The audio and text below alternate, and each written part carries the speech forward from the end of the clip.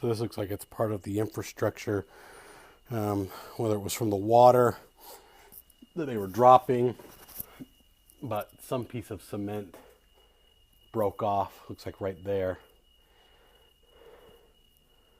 with some damage to the property, which gives me a little bit of worry. But you can see there, the damage there. And then these are the broken windows that we have to the site. They broke these windows so they could get in to spray water over here. Fortunately, they did a good job and kept the tables all intact. Looks like all the lockers are fine. But here you can see, here's Walmart. You can definitely see the light coming in. There's still a little bit of smoke. A couple little hot spots still smoldering over there, and then as well as over into Office Depot.